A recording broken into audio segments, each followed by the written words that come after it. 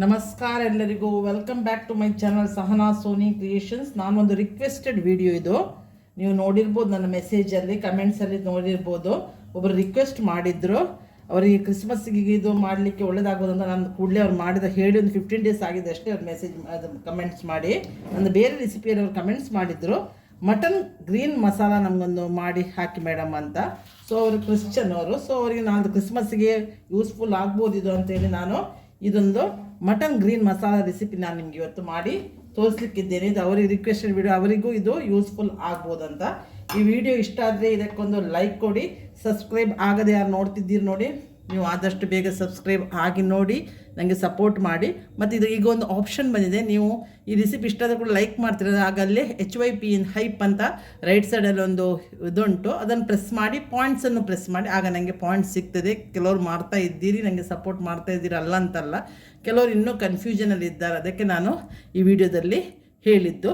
ಈ ಥರ ನೋಡಿ, ಇದು ಮಾಡಲಿಕ್ಕೆ ಈಸಿ ಉಂಟು, ತುಂಬ ಈಸಿಯಲ್ಲಿ ಮಟನ್ ಗ್ರೀನ್ ಮಸಾಲ ಹೇಗೆ ಮಾಡೋದನ್ನು ನಾನು ಇವತ್ತು ನಿಮಗೆ ಕಳಿಸಿಕೊಡ್ತೇನೆ. ಇಂಗ್ರೀಡಿಯೆಂಟ್ಸು ಕಡಿಮೆ ಉಂಟು, ಮನೆಯಲ್ಲಿರುವ ಐಟಮಲ್ಲೇ ಆದಷ್ಟು ಒಂದು 15 ಮಿನಿಟ್ಸ್ ಒಳಗಡೆ ನಿಮಗೆ ಮಟನ್ ಗ್ರೀನ್ ಮಸಾಲ ರೆಡಿ ಆಗ್ತಿದ್ದು. ನಾನ್, ಪರೋಟ, ರೈಸಿಗೆ ಇದು ಒಳ್ಳೆಯದು. ನೀವು ಡ್ರೈವು ಮಾಡ್ಬೋದು. ನಾನು ಇವತ್ತು ರೈಸಲ್ಲಿ ಊಟ ಮಾಡಲಿಕ್ಕೆ ಹೋಗಿ ಈ ಥರ ಮಾಡಿದ್ದೇನೆ. ಈಗ ನಾವು ಮಟನ್ ಗ್ರೀನ್ ಮಸಾಲ ಹೇಗೆ ಮಾಡೋದಂತ ನೋಡುವ ಬನ್ನಿ, ನೋಡಿ ಕಲೀರಿ.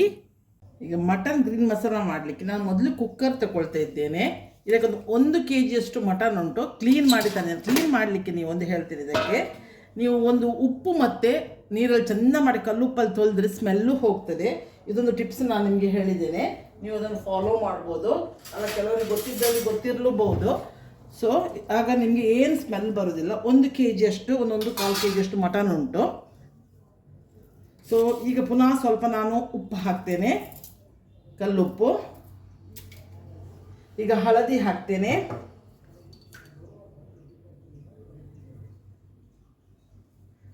ಇದ್ದ ಸ್ಮೆಲ್ಲು ಹಳದಿ ಹಾಕಿದರೆ ಮತ್ತು ಸ್ಮೆಲ್ಲು ಹೋಗ್ತದೆ. ಇದನ್ನೀಗ ಒಂದು ಲೈಮ್ ಜ್ಯೂಸನ್ನು ಇದಕ್ಕೆ ಹಿಂಡ್ತೇನೆ. ಆಗ ಮಟನ್ ಉಂಟಲ್ಲ ಸಾಫ್ಟಾಗಿ ಬರ್ತದೆ. ನೀವು ಲೈಮಲ್ಲಿ ನಮ್ಮ ಈ ಬದಿ ಇಲ್ಲಿ ಉಡುಪಿ ಬದಿಯಲ್ಲಿ, ಉಡುಪಿ ಮಂಗಳೂರು ಬದಿಯಲ್ಲಿ ನಾವು ಊರ್ಕೋಳಿ ಮಾಡುವಾಗ ಹಾಗೆ ಸ್ವಲ್ಪ ಲೈಮ್ ಹಾಕ್ತೇವೆ, ಯಾಕಂದರೆ ಬೇಗ ಬೇಯ್ತದೆ ಅಂತ. ಸ್ವಲ್ಪ ಗಟ್ಟಿ ಇದಲ್ಲ, ಬ್ರಾಯ್ಲರ್ ಚಿಕನ್ ಥರ ಅಲ್ಲ. ಸೊ ಲೈಮ್, ಉಪ್ಪು, ಹುಳಿ ಎಲ್ಲ ಒಳ್ಕೊಂಡು ಇದು ಮಟನ್ ಟೇಸ್ಟು ಆಗ್ತದೆ, ಮತ್ತು ಬೇಗ ಕೂಡ ಬೇಯಲಿಕ್ಕೆ ಅಂತ ನಾನು ಈಗಲೇ ಹುಳಿ ಹಾಕಿದ್ದೇನೆ. ಲಿಂಬೆ ಹುಳಿ, 1 ಲಿಂಬೆ ಹುಳಿಯನ್ನು ಇದಕ್ಕೆ ಹಿಂಡಿದ್ದೇನೆ. ಇದನ್ನು ಸ್ವಲ್ಪ ಮಿಕ್ಸ್ ಮಾಡಿ ಒಂದು 5 ಸೀಟಿ ನಾನು ಮಾಡ್ತೇನೆ. ಇದಕ್ಕೆ ಒಂದು ಅರ್ಧ ಲೋಟೆಯಷ್ಟು ನಾನು ನೀರು ಹಾಕ್ತೇನೆ ಬೇಯಲಿಕ್ಕೆ ತಕ್ಕ. ಪುನಃ ಡ್ರೈನ್ ಔಟ್ ಮಾಡೋ ಕೆಲಸ ಬೇಡ ನನಗೆ. ಚೆಂದ ಮಾಡಿ ಈ ಉಪ್ಪು, ಅರಿಶಿನ, ಹುಳಿ, ಲಿಂಬೆ ಹುಳಿ ಎಲ್ಲ ಇದಕ್ಕೆ ಮಿಕ್ಸ್ ಆಯಿತು. ಗ್ಯಾಸ್ ಆನ್ ಮಾಡಿದ್ದೇನೆ. ಇಲ್ಲಿ ನಾನು ಅರ್ಧ ಕಪ್ ನೀರು ತಗೊಂಡಿದ್ದೇನೆ, ಇದನ್ನು ಇದಕ್ಕೆ ಹಾಕ್ತೇನೆ. ಇದು ಮಟನ್ ಬೇಯಲಿಕ್ಕೆ ನೀರೇನಿಲ್ಲ, ಮಟನ್ ಡ್ರೈನ್ ಔಟ್ ಮಾಡಿ ತಂದಿದ್ದೇನೆ ನಾನು. ಇದಕ್ಕೆ ಸೀಟಿ ಹಾಕಿ 4ರಿಂದ 5 ಸೀಟಿ, ಮೀಡಿಯಮ್ ಫ್ಲೇಮಲ್ಲಿ 4 ಸೀಟಿ ಸಾಕಾಗ್ತದೆ. ನಾನು ಮೀಡಿಯಮ್ ಫ್ಲೇಮಲ್ಲೇ ಇಟ್ಟಿದ್ದೇನೆ ಗ್ಯಾಸನ್ನು. ಈಗ ನಾವು ಮಸಾಲೆ ಎಲ್ಲ ರೆಡಿ ಮಾಡುವ. ಇಲ್ಲಿ ನಾನು ಒಂದು ಬಂಚಿನಷ್ಟು ಕೊತ್ತಂಬರಿ ಸೊಪ್ಪು ತೊಗೊಳ್ತೇನೆ. ಇದು ಮಿಕ್ಸಿ ಜಾರಿಗೆ ಹಾಕ್ತೇನೆ ನಾನು. ಇಲ್ಲಿ 1 kg ಮಾಡೋದಲ್ಲ, ನಾನು ಗ್ರೀನ್ ಚಿಲ್ಲಿ ತಗೊಂಡಿದ್ದೇನೆ. ಒಂದು 12ರಿಂದ 14 ಗ್ರೀನ್ ಚಿಲ್ಲಿ ತಗೊಳ್ಬೋದು. ಅದು ನಿಮಗೆ ಖಾರ ಹೇಗೆ ಬೇಕೋ ಹಾಗೆ ನೀವು ತಗೊಳ್ಳಿ. ಸ್ಪೈಸಿ ತಿನ್ನೋರು ಜಾಸ್ತಿ ತಗೊಳ್ಳಿ. ನಮ್ಮದಲ್ಲಿ ಹೆಚ್ಚು ಸ್ಪೈಸಿ, ನಾವು ಮೀಡಿಯಮ್ ಸ್ಪೈಸಿ ತಿಂತೇವೆ, ಮೀಡಿಯಮ್ ಸ್ಪೈಸಿ. ಸೊ ಅದೆಲ್ಲ ನಾನು ಈಸಿ ವೇಯಲ್ಲಿ ನಿಮಗೆ ಮಾಡಿ ತೋರಿಸ್ತಾ ಇದ್ದೇನೆ ಇವತ್ತು. ಇದು ರಿಕ್ವೆಸ್ಟೆಡ್ ವಿಡಿಯೋ. ನಾನು ಹೇಳಿದಾಗೆ ಒಬ್ಬರು ಹೇಳಿದರು, ಅಂದು ನಮ್ಮ ಸ್ವಲ್ಪ ದೂರ ಇದ್ದಾರೆ ನಮ್ಮ ಮನೆಗಿಂತ. ಅವರು ನನಗೆ ಮೊನ್ನೆ ನನ್ನೊಂದು ರೆಸಿಪಿಯಲ್ಲಿ ಅವ್ರು ರಿಕ್ವೆಸ್ಟ್ ಹಾಕಿದ್ರು ಮತ್ತು ಫೋನ್ ಮಾಡೋಗ್ಲು ಹೇಳಿದರು. ಈಗ ಅದು ಪುದೀನ ಸೊಪ್ಪು ಹಾಕ್ತೇನೆ, 1 ಮುಷ್ಟಿಯಷ್ಟು. ಇದು 3 ನಾನೀಗ ಮಿಕ್ಸಿ ಜಾರಲ್ಲಿ ಗ್ರೈಂಡ್ ಮಾಡಿ ತರ್ತೇನೆ. ತೊಳೆದು ಎಲ್ಲ ಇಟ್ಟಿದ್ದೇನೆ. ಅಷ್ಟರಲ್ಲಿ ನಮ್ಮದು ಮಟನ್ ಬೇಯ್ತಾ ಉಂಟು. ಇದರಲ್ಲಿ ನೋಡಿ ಅರ್ಧ ಕಪ್ಪಿನಷ್ಟು ನಾನು ಕರ್ಡ್ ಹಾಕ್ತೇನೆ, ಫ್ರೆಶ್ ಕರ್ಡ್. ಇದೀಗ ಗ್ರೈಂಡ್ ಮಾಡಲಿಕ್ಕೆ ನೀರು ಹಾಕಬೇಕಾಗಿಲ್ಲ, ಕರ್ಡಲ್ಲೇ ಮಾಡ್ಬೋದು. ಸ್ವಲ್ಪ ಪಲ್ಸಿಗೆ ಹಾಕಿ ನಾನು ಸ್ವಲ್ಪ ಪೌಡರ್ ಇದನ್ನೆಲ್ಲ ಕ್ರಷ್ ಮಾಡಿ ತಂದೆ. ನಿಮಗೆ ನನ್ನ ಹತ್ರ ಶುಂಠಿ ಬೆಳ್ಳುಳ್ಳಿ ಪೇಸ್ಟ್ ರೆಡಿ ಉಂಟು, ಇಲ್ಲದಿದ್ದರೆ ಈಗಲೇ ಶುಂಠಿಯು ಬೆಳ್ಳುಳ್ಳಿ ಇದಕ್ಕೆ ಹಾಕಿ ಬಿಡ್ಬೋದು. ಈಗ ನೋಡಿ, ಇದೇ ಮಿಕ್ಸಿ ಜಾರಿಗೆ ನಾನೆಲ್ಲ ತೆಗೆದಿದ್ದೇನೆ. ಈ ಮಿಕ್ಸಿ ಜಾರಿಗೆ ಮೀಡಿಯಮ್ ಸೈಜ್ 4 ಆನಿಯನನ್ನು ಈಗ ನಾನು ಕ್ರಷ್ ಮಾಡಿ ತರ್ತೇನೆ. ಆನಿಯನ್ ಕಟ್ ಮಾಡೋ ಕೆಲಸವೂ ಇಲ್ಲ, ಎಲ್ಲ ನಾನು ನಿಮಗೆ ಈಸಿ ವೇಯಲ್ಲಿ ನಾನು ತೋರಿಸಿಕೊಡ್ತಿದ್ದೇನೆ. ಟೇಸ್ಟಲ್ಲಿ ಉಂಟಲ್ಲ, ರೆಸ್ಟೋರೆಂಟ್ಗಿಂತಲೂ ಬೆಸ್ಟ್ ಉಂಟು ನೋಡಿ. ಇದು ಆನಿಯನ್ ಎಲ್ಲ ನೋಡಿ ಕಪ್ಪೆಲ್ಲ ಹಿಡಿದಿರ್ತದೆ. ಇದನ್ನು ನೀವು ಫಂಗಸ್ ಅನ್ನೋದು ನೀವು ಆದಷ್ಟು ಚೆಂದ ಮಾಡಿ ಕ್ಲೀನ್. ಹೋಟ್ಲಲ್ಲಿ ಯಾವ ಥರ ಮಾಡ್ತಾರೆ ನಾವು ನೋಡೋದು ಇಲ್ಲ. ಹೆಲ್ದಿ ಆಗ್ತದೆ ನಾವು ಮನೆಯಲ್ಲಿ ಮಾಡಿದರೆ. ಟೇಸ್ಟಲ್ಲಿಯೂ ಬೆಸ್ಟ್ ಆಗ್ತದೆ. ಈ ರೆಸಿಪಿ ನೀವು ಮಾಡಿ ನೋಡಿ. ಇಷ್ಟ ಆದರೆ ಇದಕ್ಕೆ ಈ ನನ್ನ ರೆಸಿಪಿಗೆ ಲೈಕ್ ಕೊಡಿ. ಮತ್ತು ಈಗ ಒಂದು ಹೈಪ್ ಬಟನ್ ಅಂತ ಹೈಪ್ ಅಂತ ಬಂದಿದೆ, ಹೈಪನ್ನು ಒತ್ತಿ ಪಾಯಿಂಟನ್ನು ಒತ್ತಿ, ಆಗ ನನಗೆ ಪಾಯಿಂಟ್ ಸಿಗ್ತದೆ. ನೀವು ನನಗೆ ಸಪೋರ್ಟ್ ಮಾಡೋರಾಗಿದ್ದರೆ. ತುಂಬ ಜನ ಮಾಡ್ತಾ ಇದ್ದಾರೆ, ನನಗೆ ಹೆಲ್ಪ್ ಮಾಡ್ತಾ ಇದ್ದಾರೆ ಎಲ್ಲ ಅಂತ ಹೇಳೋದಲ್ಲ. ಕೆಲವರಿಗೆ ಗೊತ್ತಿರೋದಿಲ್ಲ, ಕೆಲವರು ಮೆಸೇಜ್ ಹಾಕ್ತಾರೆ ಹೇಗೆ ಹೈಪ್ ಮಾಡೋದಂತ.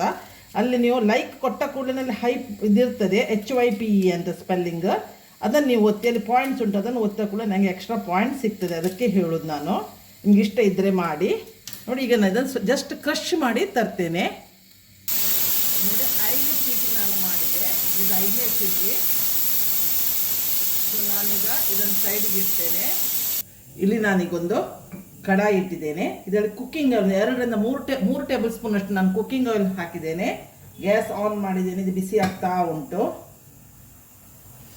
ಸರಿ, ಈಗ ಇಲ್ಲಿ ನಾನು ಹೇಳಿದೆಲ್ಲ 4ರಿಂದ 5 ಆನಿಯನನ್ನು ಹಾಕ್ಬೋದು ನೀವು. ಬಟ್ ಇದು ನೋಡಿ ಗ್ರೀನ್ ಯಾಕೆ ಬಂದು ತಿಳ್ಕೊಳ್ಬೇಡಿ, ಇದು ನಾನು ಅದೇ ಮಿಕ್ಸಿ ಜಾರಲ್ಲಿ ಹಾಕಿದ್ದು. ಇದನ್ನು ಸ್ವಲ್ಪ ನಾವು ಆನಿಯನನ್ನು ಹಸಿ ವಾಸನೆ ಹೋಗುವವರೆಗೆ ಫ್ರೈ ಮಾಡುವ. ಎಣ್ಣೆ ಕಾದಿದೆ. ಇದನ್ನು ನೋಡಿ ಈಗ ನಾವು ಫ್ರೈ ಮಾಡ್ತಾ ಇದ್ದೇವೆ. ಇದರಲ್ಲಿ ತುಪ್ಪದಲ್ಲಿ ಮಾಡೋದು ಬೇಡ, ಯಾಕಂದರೆ ಮಟನ್ ಆಲ್ರೆಡಿ ಫ್ಯಾಟ್. ಅದಕ್ಕಾಗಿ ನೀವು ಕುಕ್ಕಿಂಗ್ ಆಯಿಲಲ್ಲೇ ಮಾಡಿ.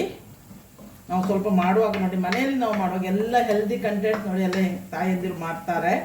ಸೊ ನೀವು ಹೋಟ್ಲಲ್ಲಿ ಯಾವ್ದು ದಿಢೀರ್ನೊಂದು ಎಮರ್ಜೆನ್ಸಿ ಇದ್ದರೆ ತರ್ಬೋದು. ಅದನ್ನೇ ಒಂದು ಹೋಟ್ಲಲ್ಲೇ ತಿನ್ನೋದೊಂದು ಫ್ಯಾಷನ್ ಅಂತ ಈಗ ಆಗಿ ಹೋಗಿದೆ.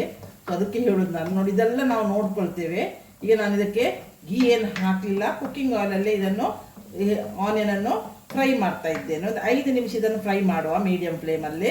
ಹಾಗಿದ್ರೆ ಹಸಿ ವಾಸನೆ ಎಲ್ಲ ಹೋಗ್ತದೆ, ಆನಿಯನ್ನು ಬೇಯ್ತದೆ. 2 table spoon ginger garlic paste ಹಾಕ್ತೇನೆ. ಇದನ್ನೀಗ ಫ್ರೈ ಮಾಡಲಿಕ್ಕೆ ಉಂಟು. ಈಗ ಒಂದೊಂದೇ ಮಸಾಲ ಹಾಕ್ತೇನೆ ನಾನು.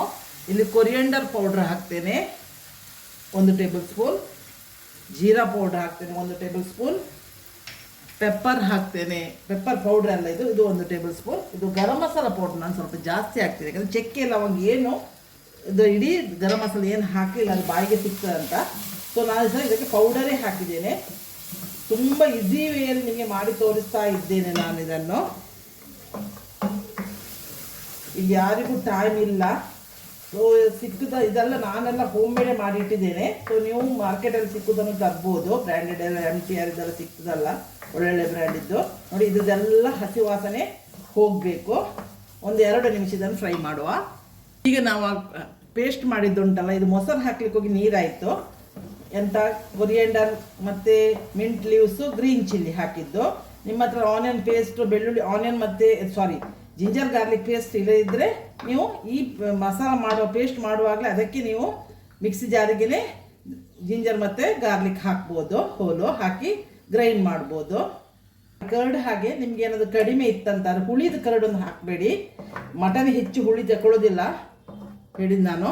ಹೆಚ್ಚು ಹುಳಿದ ಕರ್ಡ್ ಹಾಕಬೇಡಿ. ಒಂದು ವೇಳೆ ಕರ್ಡ್ ಕಡಿಮೆ ಇತ್ತಂದರೆ 1 ಟೊಮೆಟೊ ಈ ಹೊತ್ತಿಗೆ ನೀವು ಕಟ್ ಮಾಡಿಯೂ ಹಾಕ್ಬೋದು.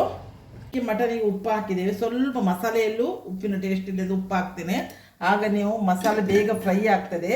ಆನಿಯನ್ ಫ್ರೈ ಮಟನನ್ನು ಬಾಯ್ಲ್ ಮಾಡಲಿಕ್ಕೆ ಬೇಯಿಸಲಿಕ್ಕೆ ಇಟ್ಟಾಗಲೇ ನೀವು ಗ್ರೈಂಡರ್ ಮಿಕ್ಸಿಗೆ ಮಸಾಲೆಯನ್ನು ಪೇಸ್ಟ್ ಮಾಡ್ಬೋದು.